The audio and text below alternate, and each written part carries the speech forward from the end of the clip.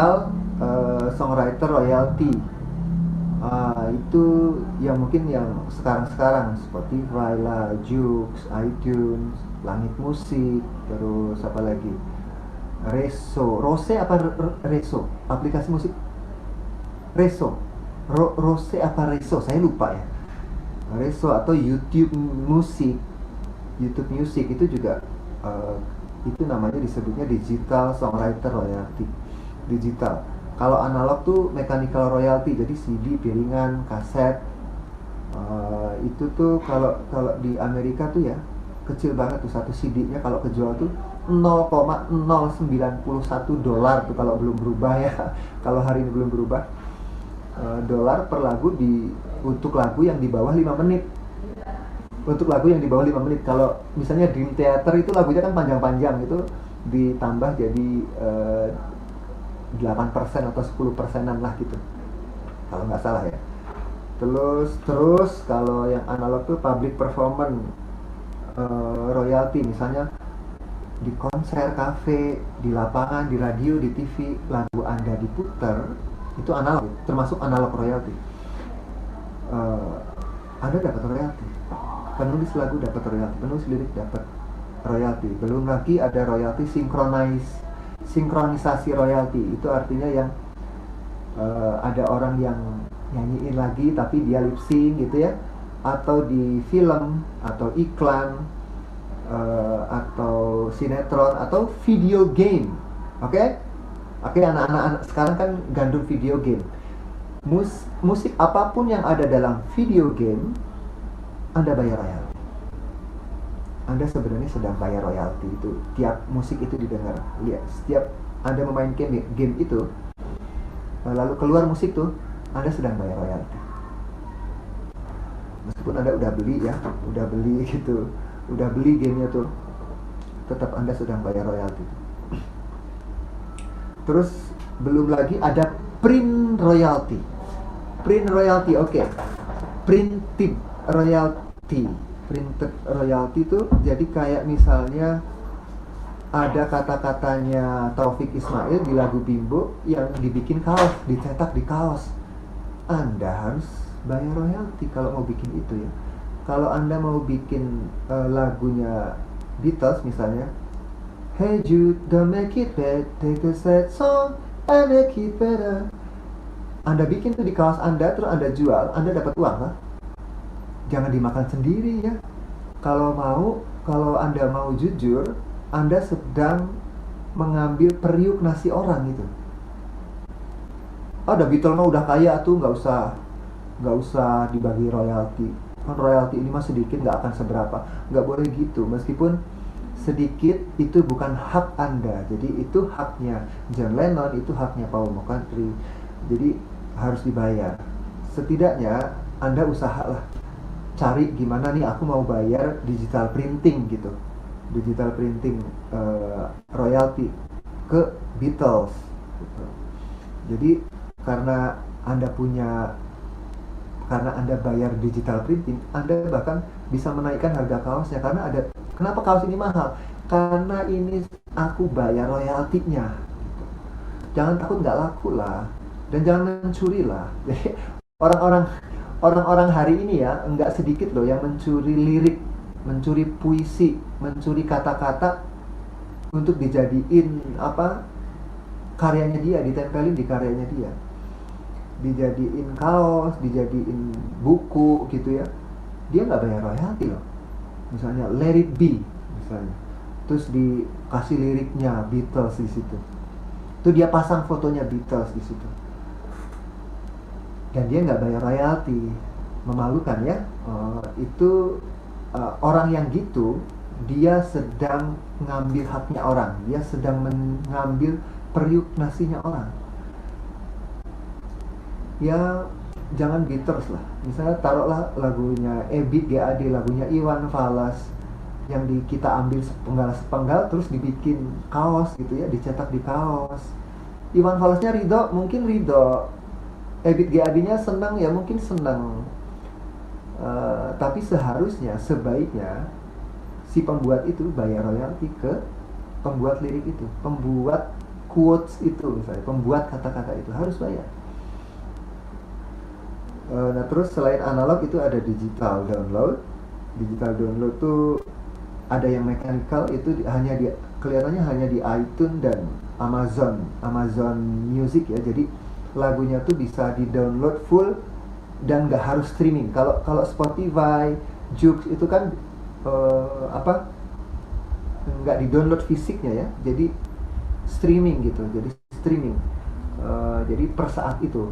Tapi kalau ini ada mechanical digital download, ada mechanical, jadi kita punya lagunya dan bisa disimpan di flash disk, bisa disimpan di PC, bisa disimpan di MacBook kita gitu, bisa disimpan di handphone kita gitu. Ada streaming mechanical royalty juga yang Spotify yang download itu. Terus ada digital non interaktif, itu misalnya kayak di radio AM atau FM. Nah itu kita dapat juga tuh.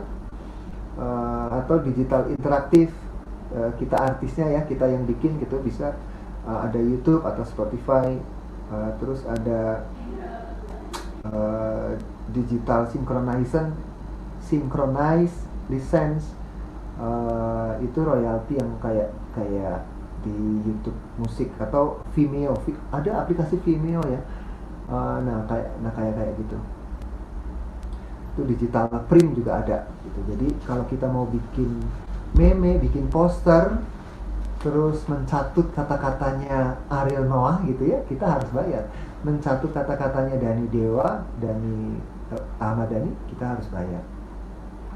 Belum lagi digital RBT ringback tune, kita harus bayar. Oke, kenapa harus bayar? Karena itu adalah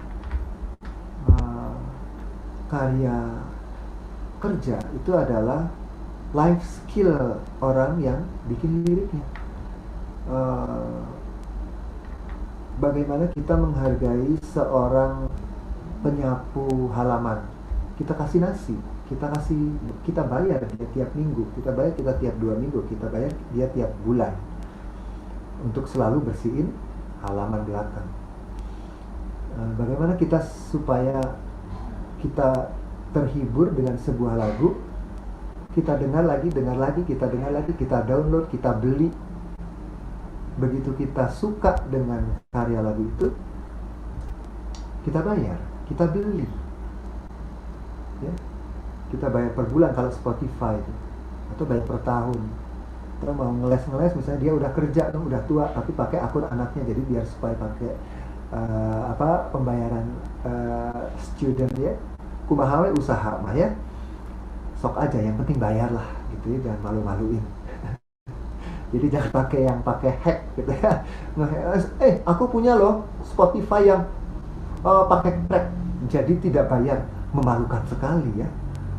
Betapa penghargaan kita kepada musisi rendah. Masih banyak kok, saya banyak nemuin itu. Panji, aku ngefans banget sama lagumu. Aku udah dapet loh. Aku udah download. Download dari mana? Dari temanku. Download dari mana? Dari ini, dari situs yang ini gitu, dari situs yang bajakan ya. Dan dia bangga lagi. Katanya ngefans. Kalau ngefans itu, kalau Anda ngefans sama seseorang, Anda sejahterakan dong. Kalau Anda ngefans sama Ariel Noah, kalau Anda ngefans sama Melly Goeslaw, kalau Anda ngefans sama BTS, sama Blackpink, belilah lagunya. Jangan cari yang download gratisan. Ya.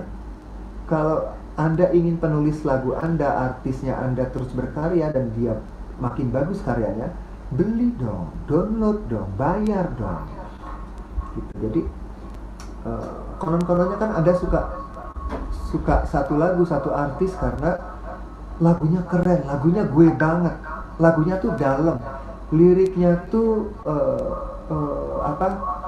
out of the box gitu, dan itu gue suka, bayarlah gitu ya. Oke. Ini ini belum ke arah bagaimana menulis lirik yang dalam ya, tapi saya ingin teman-teman yang hadir di sini ngerti kenapa lirik sampai di workshopkan kayak gini. Kenapa Komuji juga beberapa kali bikin kelas lirik, bikin lagu gitu. Betapa pentingnya lirik dalam sebuah lagu untuk menyampaikan gagasan, untuk menyampaikan buah pikiran, untuk menyampaikan ide, untuk merubah pola pikir banyak orang dengan lagu. Bahkan saya percaya bahwa lagu bisa menjadi energi yang lebih untuk memahami disiplin ilmu lainnya. Berapa banyak lagu, berapa banyak anak yang jadi paham mana kiri, mana kanan, hitungan 1, 2, 3. Anak-anak yang tahu bahwa nada yang naik, nada yang turun.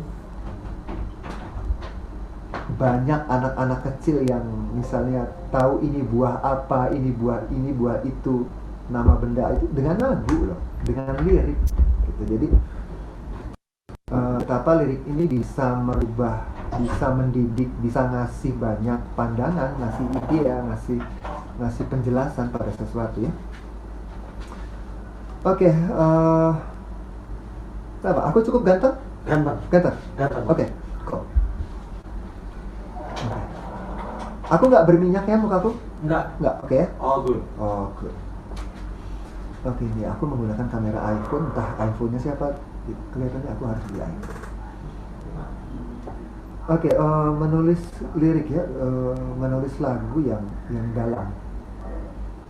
Agak berat sebenarnya ya, menulis lagu yang dalam. Oke, di dalam lagu itu, di bagian lagu itu ada intro. Kalau perlu ada intro, yang lagu-lagu yang umumnya ya. Ada intro, ada verse, ada chorus, ada bridge kalau perlu, ada chorus, ada kalau perlu. Ada lagu yang chorus aja semua ya, kayak lagu ini, Fly Me to the Moon, da da da da da da da da. Itu verse dan chorus, eta, oh ya gitu ya, chorus semua itu, atau jangan-jangan verse semua gitu. Jadi nggak harus lagu itu harus ada intronya, harus ada verse-nya, harus ada chorusnya, harus ada bridge-nya. Suka-suka aja ya. Tapi umumnya lagu itu ada intro, ada verse, ada chorusnya, ada bridge-nya. Maaf. Aku minta minum dong. Itu ada di dalam lagu itu, kita yang harus perhatikan itu selain bagian-bagian itu juga di lariknya, di barisnya, di baitnya biasanya terdiri dari 2 larik atau 4 larik atau 3 larik baris gitu ya. Itu berima atau bersanjak. Jadi A. Rumusnya itu kan pelajaran SMP ya, A B atau A B A. Gitu ya. Jadi kalau ujungnya A, ujung baris pertama huruf konsonannya vokalnya A ya, A lagi bait keduanya, bait ketiganya A lagi, bait keempatnya A lagi. Bait ketiga atau misalnya bait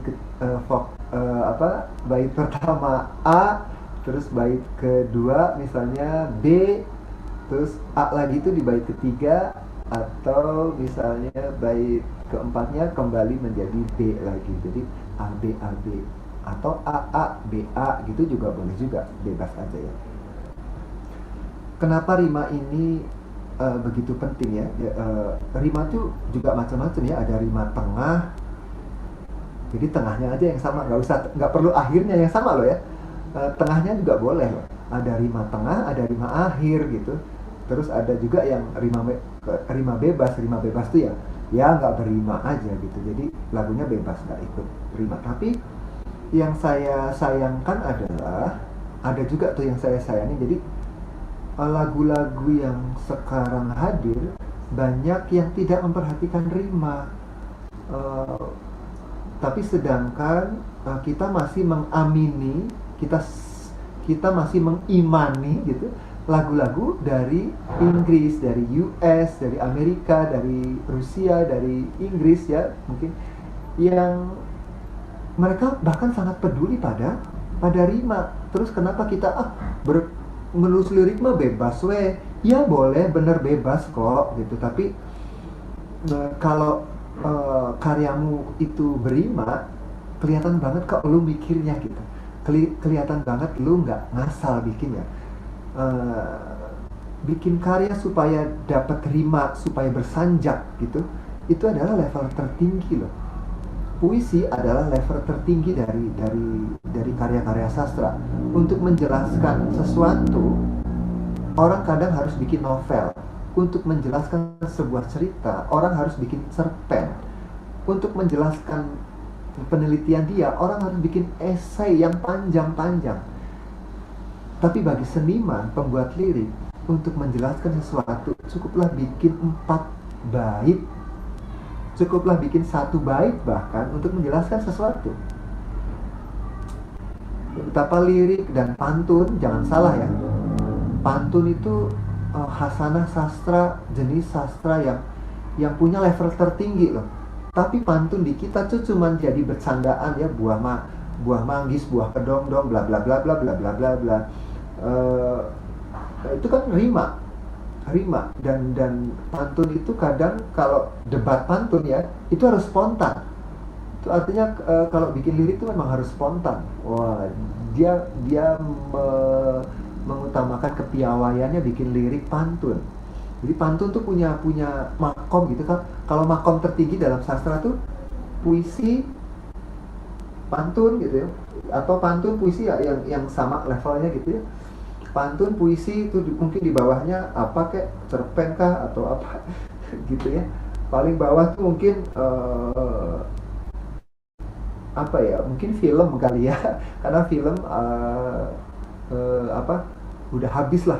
Jadi kayak bayangkan Anda penulis buku Harry Potter misalnya, atau Anda baca baca novel Harry Potter, atau membaca novel apapun, atau membaca puisi Hujan Bulan Juni, lalu ketika difilmkan, kita dipaksa seperti harus manut bahwa karakter si itu tuh dalam novel itu yang aku baca tuh karakternya begini toh, aku pikir begini, karakter si raja itu ternyata mahkotanya permatanya begitu yang dipakai gitu.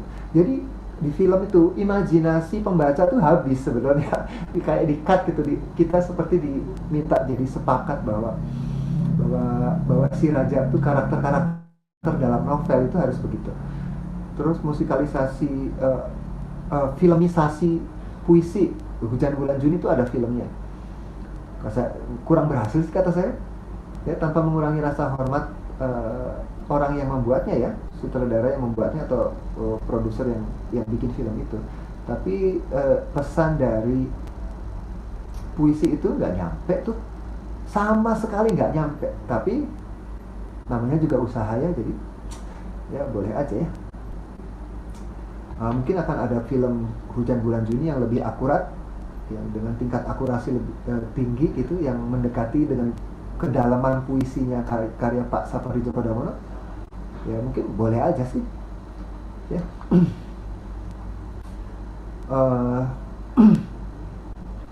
Kalau saya bikin lagu ya, terutama saya, karena aku yang bicara ya sekarang, karena saya juga penulis lagu, saya pembuat lirik juga. Saya bukan penulis lagu yang bisa main musik dengan piawai gitu. Nah, jadi saya hanya menulis lirik dan bikin lagu. Jadi kalau saya bikin lagu tuh nggak pakai alat musik bahkan ya. Jadi cuma rekam gitu. Harus jadi lagu. Karena saya kerjanya bikin lagu. Kalau Anda mengklaim diri Anda sebagai penulis lagu, penulis lirik, maka tidak ada alasan bagi Anda untuk tidak menulis lirik atau bikin lagu. Gitu. Oke, kalau bicara tentang lirik, kedalaman lirik, Anda harus belajar bikin lagu terus, gitu ya. uh, jangan bikin ya, jangan mencari inspirasi, mencari ilham gitu ya. Mulailah dengan kata membangun inspirasi. Itu kalau kita membangun inspirasi, kita akan mengundang ilham itu datang. Kita akan mengundang wahyu itu datang. Karena kita sedang bersemangat membangun inspirasi. Kita sedang serius pada apa itu? Kita misalnya sedang peduli pada satu hal, pada misalnya mungkin cinta yang bertepuk sebelah tangan lah, atau apalah kalau yang cinta-cintaan ya, atau cinta yang gak kesampaian lah, atau yang simpel-simpel misalnya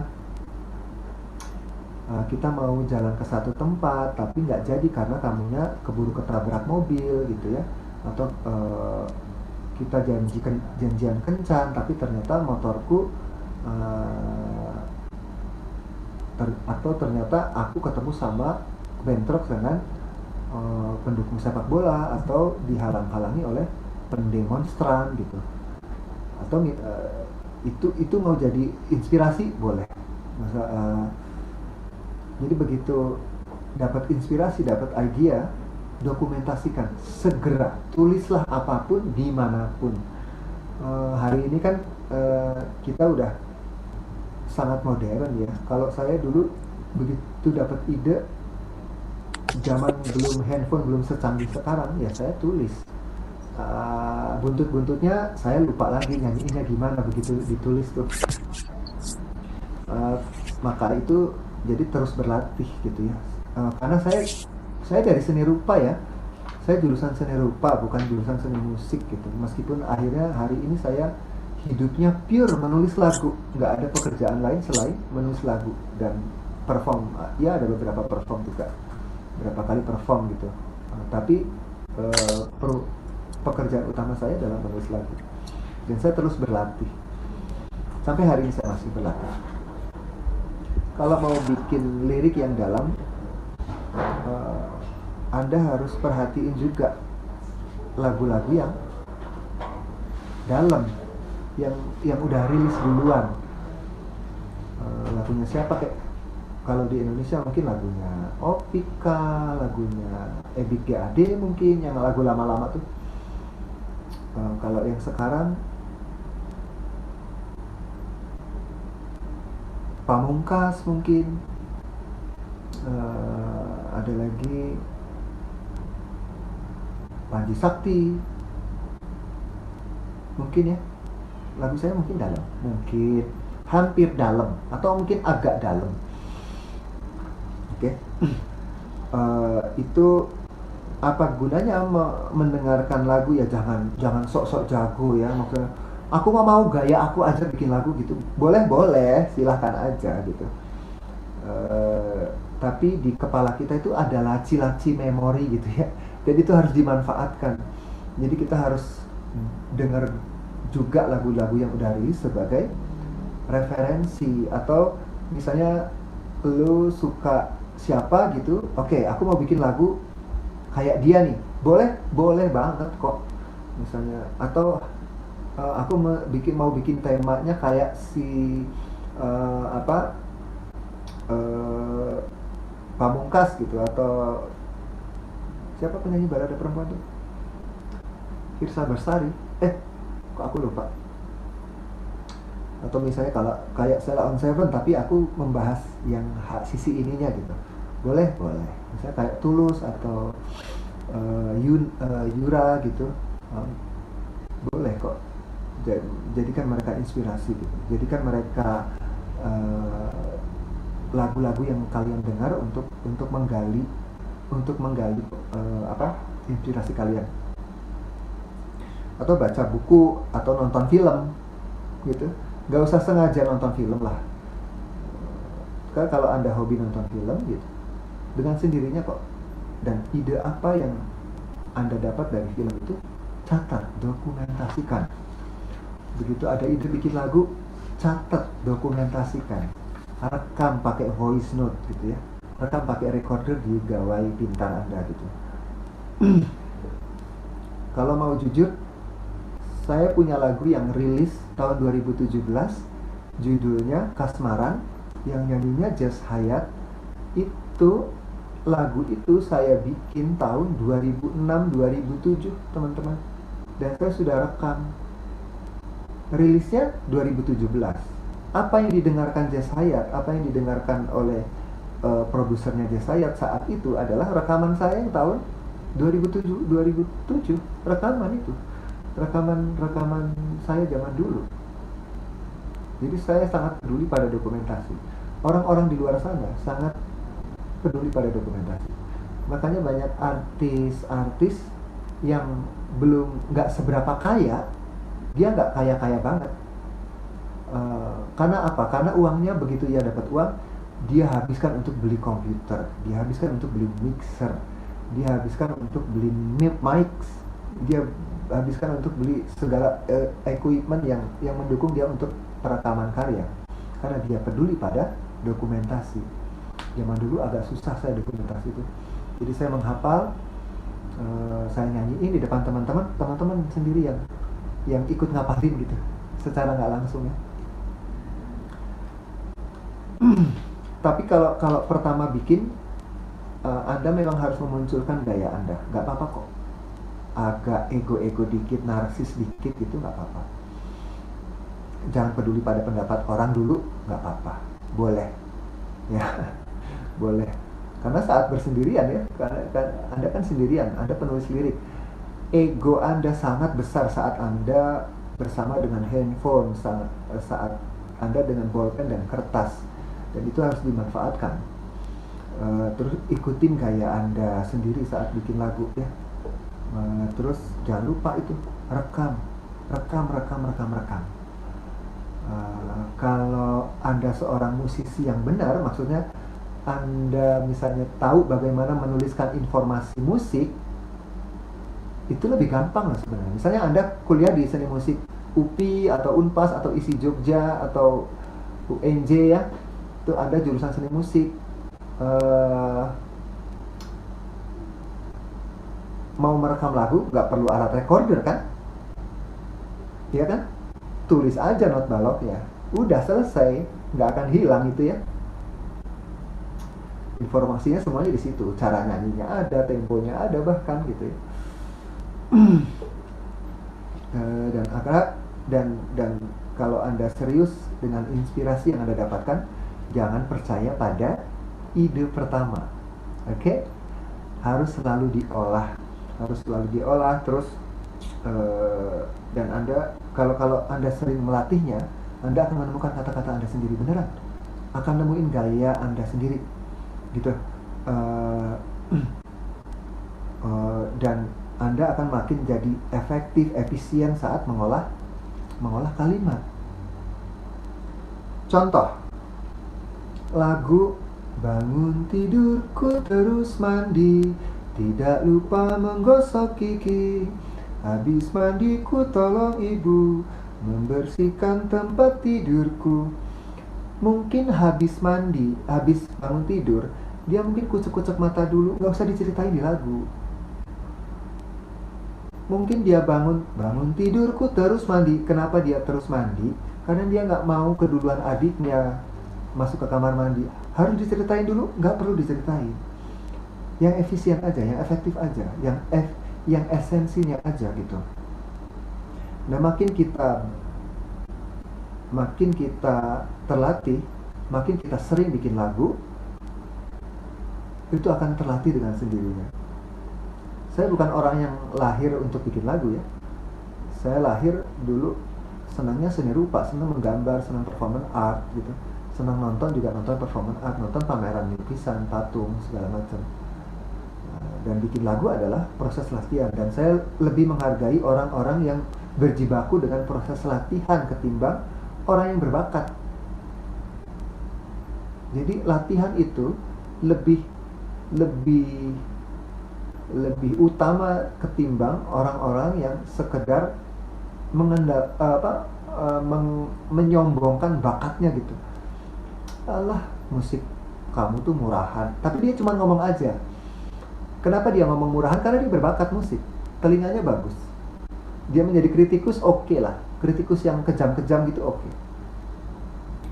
Tapi bakatnya itu nggak dipakai juga. Yang maju siapa? Orang yang berlatih. Percayalah, orang yang berlatih itu, orang yang tekun berlatih akan lebih berkembang ketimbang orang yang sekedar menyombongkan bakatnya. Jadi saya lebih percaya pada orang-orang yang berlatih ketimbang orang-orang yang berbakat. Dan di lirik tuh nggak harus tampil semua ya, yang tadi tuh yang saya bilang tuh. Jadi misalnya, Panji aku mau curhat, tapi tolong dibikin lagu ya. Oke. Lalu curhatlah dia, teman saya itu. Jadi lagu. Lagunya bagus, dan sudah rilis ya lagunya. Alhamdulillah.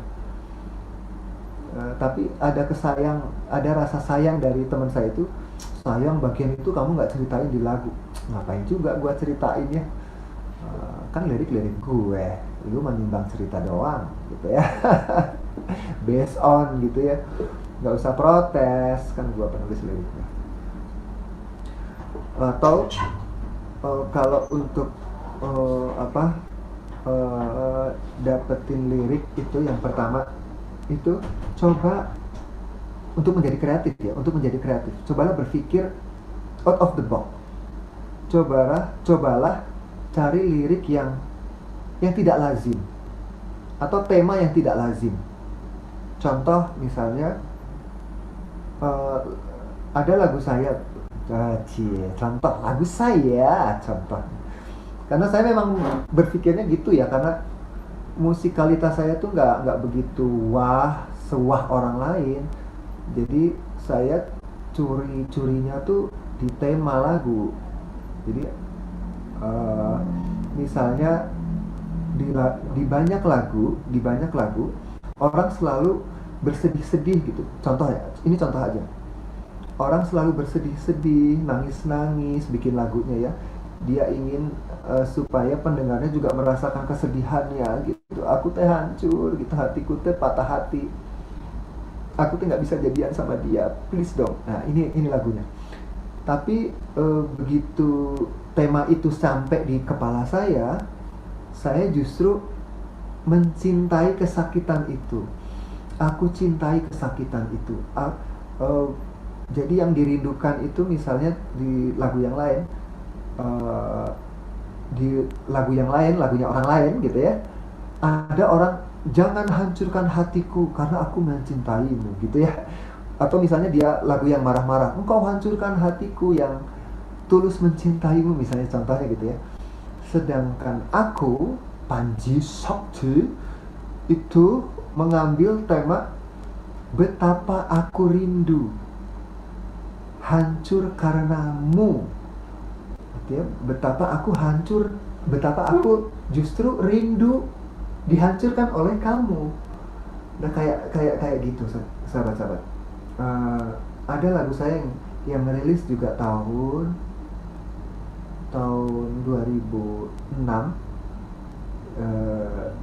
Ini saya mencatut Beatles ya. Jadi 8 hari seminggu, 25 jam sehari.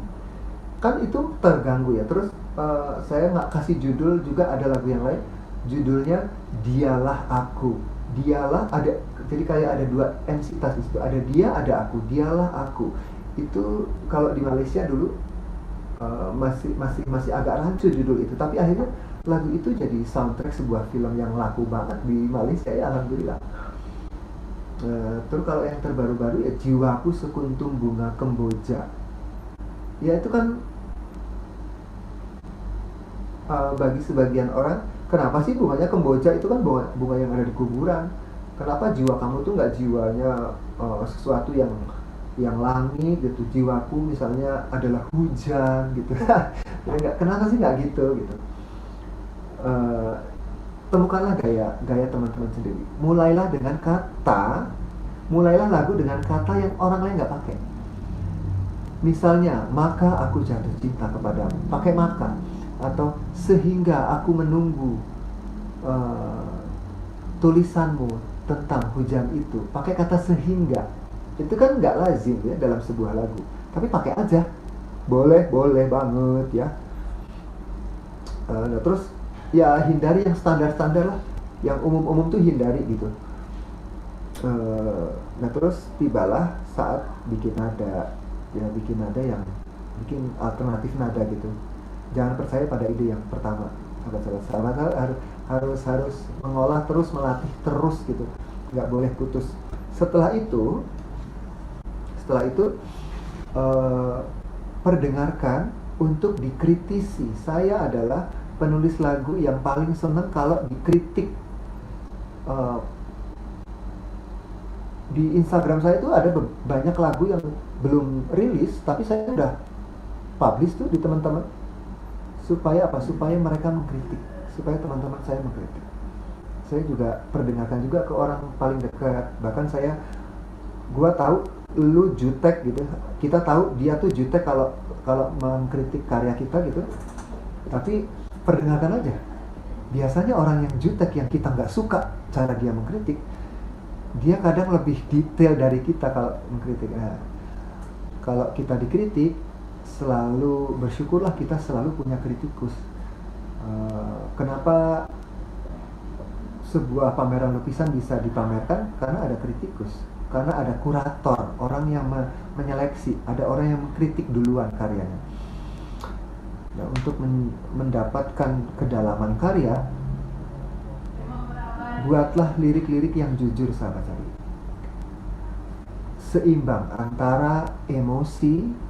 Jadi di lagu tuh nggak boleh tuh, bukan nggak boleh ya, tidak adil sebuah lagu kalau cuman logis aja. Tidak adil dalam sebuah lagu kalau cuma muncul emosinya aja atau empatinya aja.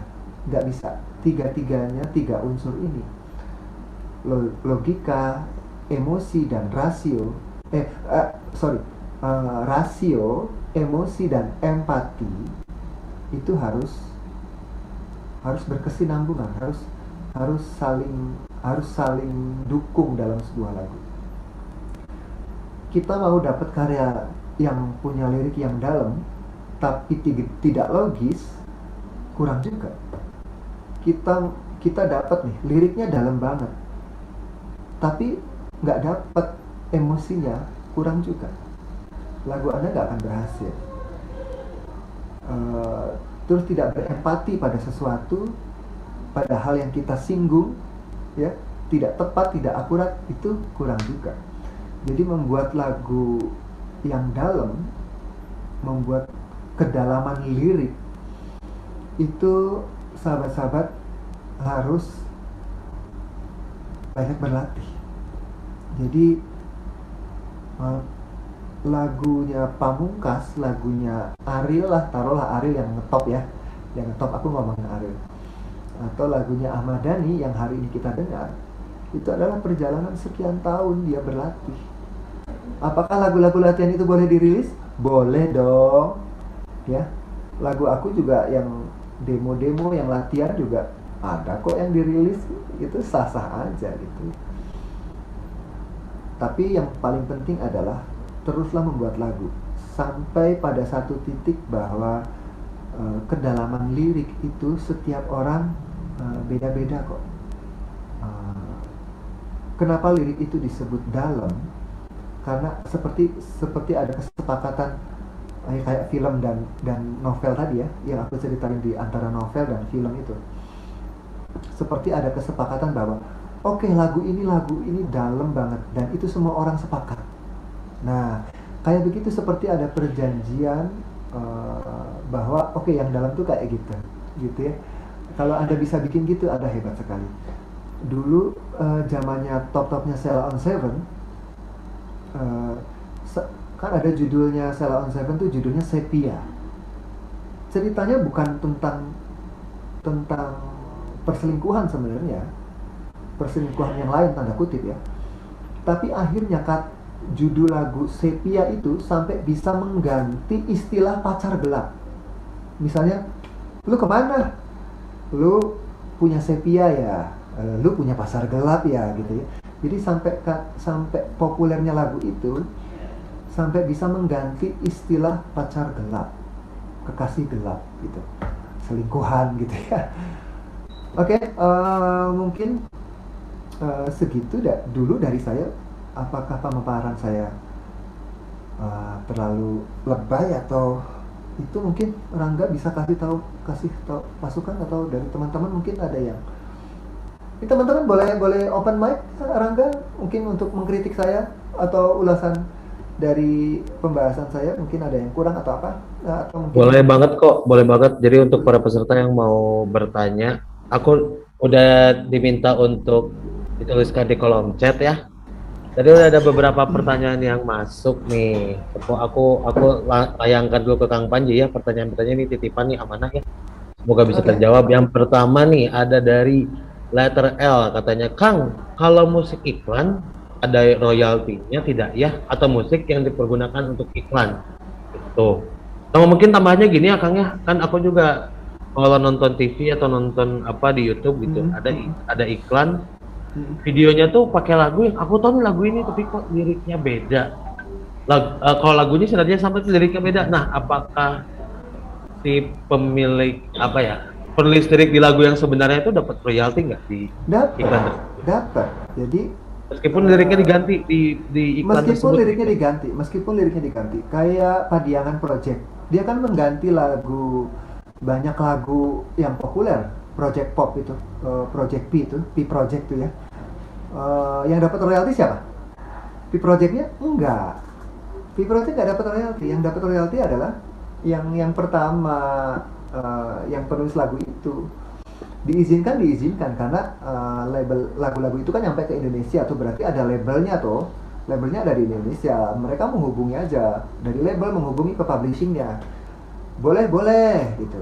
Kan sampai hari ini P Project tidak bermasalah dengan artis-artis itu ya. Artinya mereka punya izin, mereka punya legalitas untuk melakukan itu. Boleh diganti liriknya, boleh dicantumkan juga kok di di albumnya gitu ya. Untuk pertanyaan apakah musik iklan juga dapat royalti, dapat royalti. Tergantung agreement yang kamu setujui dengan produser iklannya gimana. Misalnya itu ada opsi ya, misalnya lagu kamu udah rilis duluan nih, letter L misalnya, letter L bikin lagu udah rilis di Spotify, pokoknya udah ngetop. Nah, saking ngetopnya lagu lu, terus ada iklan satu produk yang melirik lagu kamu, terus aku mau ambil bagian refrennya nih punya hook yang kuat nih untuk produk gue gitu. Diambillah, lalu ditayangkanlah di TV terus gitu ya. Setiap itu ditayangkan kamu dapat gitu, tergantung agreementnya gimana. Kalau agreementnya jual putus mah enggak aja. Tapi kebanyakan kalau lagu itu sudah publish, ada publisher nggak mau jual putus gitu. Jadi selama iklan itu ditayangkan, misalnya ditayangkan hari ini, terus tiba-tiba 10 tahun kemudian iklan itu ditayangkan kembali, engkau akan dapat terus itu. Jadi nggak akan putus. Jadi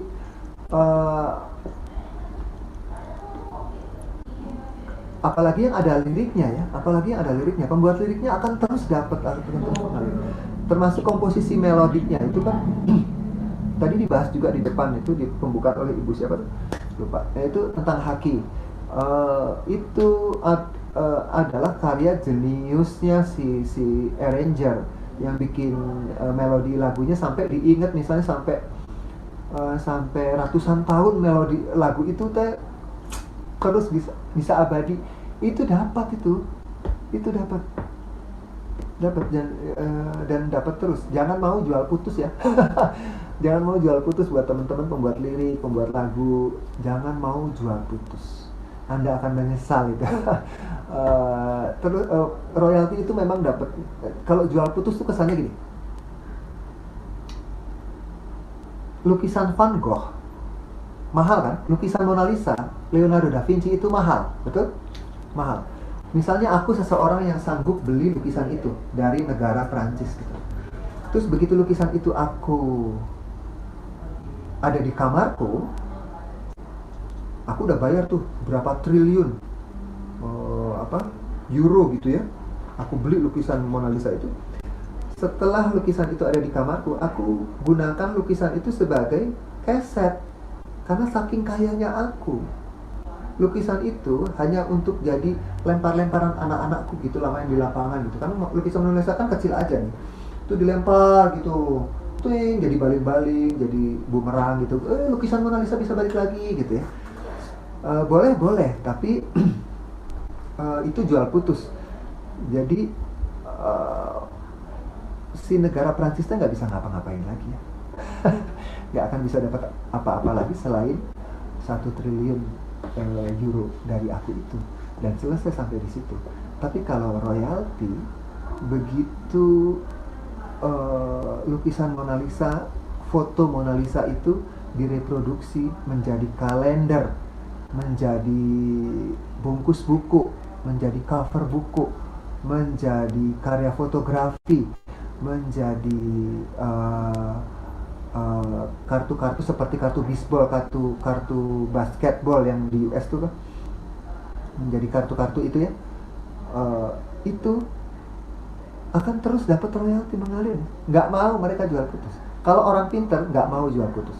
Jual putus tuh kayak gua beli ya baju lo, nah, udah dibeli, udah kumaha urang we. Mau dipakein ke anjing, mau dipakein ke ayam, kumaha gua ada, udah gua beli gitu ya. Jadi buat teman-teman yang punya karya lirik, karya musik, jangan dijual putus ya. Saran saya sih jual royalti, karena sedikit memang, sedikit Anda dapat ya, tapi itu akan menjadi karya Anda seumur hidup karya itu. Seumur hidup karya itulah, bukan seumur hidup Anda, tapi seumur hidup karya itu. Gitu. Jadi selama karya itu masih bisa dipakai, Anda akan dapat terus, anak cucu Anda dapat. Gitu. Ada lagi? Oke, mantap. Terima kasih Mas Panji. Ini ada satu lagi nih. Bentar. Dari Acep Marwan nih katanya, Kang, kalau lirik dan nada misalkan hampir sama dengan karya band orang lain, apakah sah-sah aja atau bakal bermasalah ke depannya? Takutnya dibilang plagiat. Kalau ya hampir sama katanya. Gimana tuh? Ada lagu Kang Panji Dia Danau katanya. Tuh. Lagu aku mirip apa ya? Lagu aku tuh memang mirip-mirip sama lagu lain sih. Gini teman-teman. Jadi kalau adat yang tahun berapa itu ya?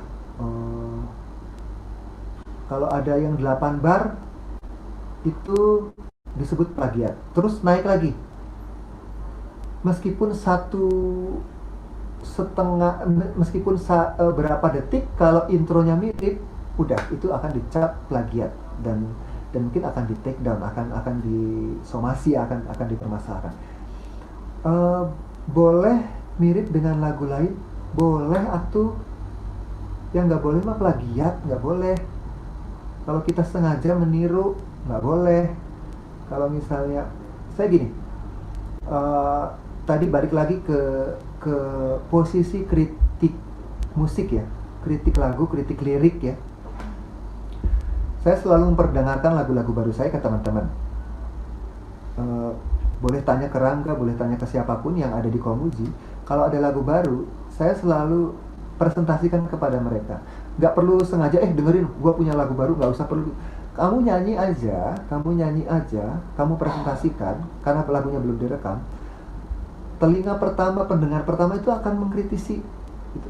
Kang Panji lagunya kurang ini, lagunya terlalu mirip lagu Kang Panji yang dulu, atau Kang Panji lagunya terlalu mirip temanya siapa, si Anu gitu, penyanyi Anu. Kang Panji ini nadanya terlalu mirip sama lagu jadul tuh, lagu apa ya yang gitu. Nah kalau bikin lagu tuh makanya nggak bisa sendirian sebenarnya. Jadi kita kadang yang bukan orang musisi ya, yang bukan musisi kayak saya gitu, saya selalu perlu orang lain untuk hearing, untuk mendengar, untuk mengkritisi lagu-lagu saya sebelum lagu-lagu itu saya rekam lebih serius, saya rilis bahkan gitu ya. Jadi saya sangat terbuka pada kritik. Jadi sebelum itu kejadian, misalnya kayak misalnya hampir sama dengan karya band orang lain gitu. Eh, Kamu pernah dengar nggak lagu Dadali, ST12, Wali? Itu mirip-mirip nggak? Mirip-mirip coy. Atau Kangen Band atau apa? Mirip-mirip kok. Boleh nggak? Boleh tuh. Mereka nggak masalah. Beda-beda aja temanya. Gitu. Ya, selama miripnya nggak apa?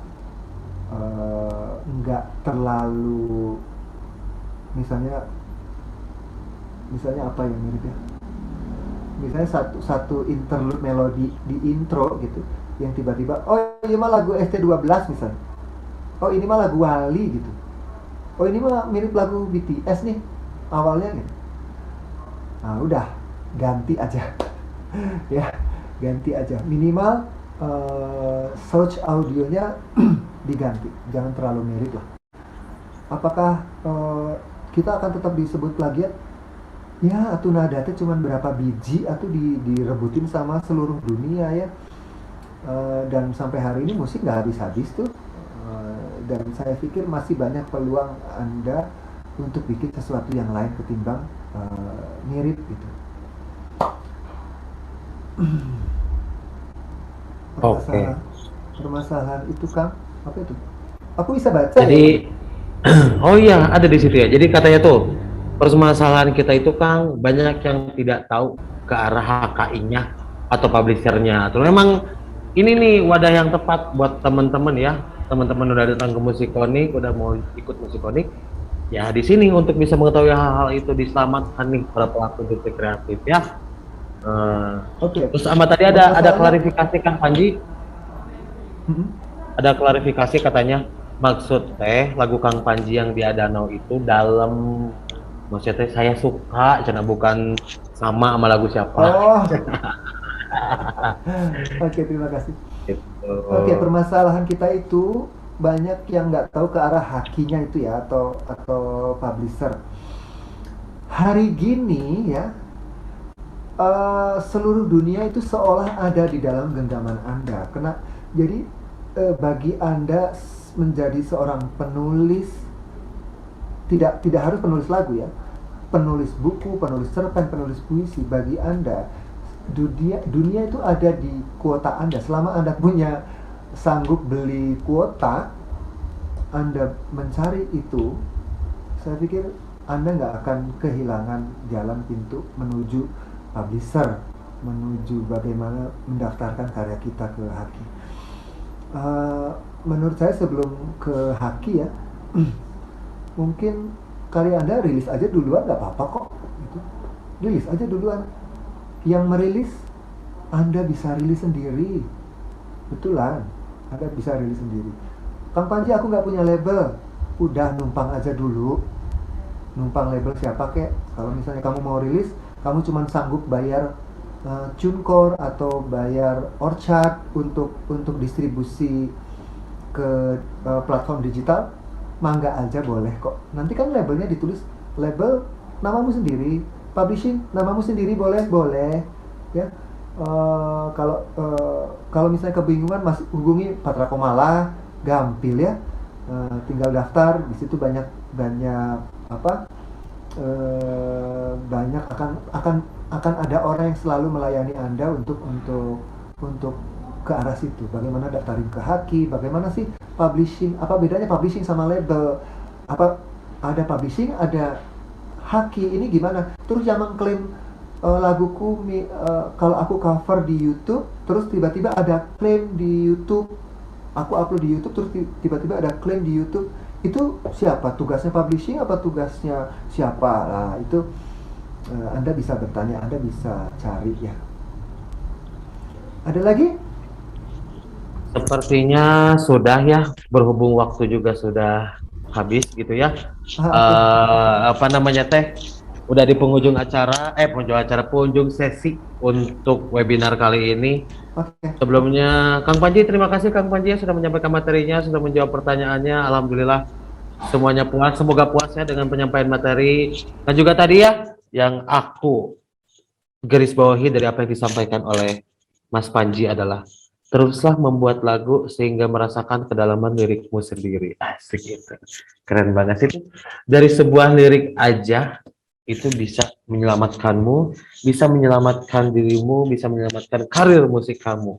Mulai dari aware soal royalti, aware soal oh ternyata sebuah lagu itu bisa ditentukan karakteristiknya, bisa kuat jiwanya dari sebuah lirik yang dicantumkan di lagu tersebut. Baik, terima kasih sekali lagi kepada Mas Panji Sakti yang sudah mengisi kali ini, dan juga untuk teman-teman semua standby ya, tidak keluar karena untuk hari ini belum selesai, masih ada sesi kedua webinar bersama Kang Firman Ari. Jadi nanti kita akan kembali lagi di pukul 15.25. Oke, sampai jumpa di Musik Unik lagi ya, jangan kemana-mana.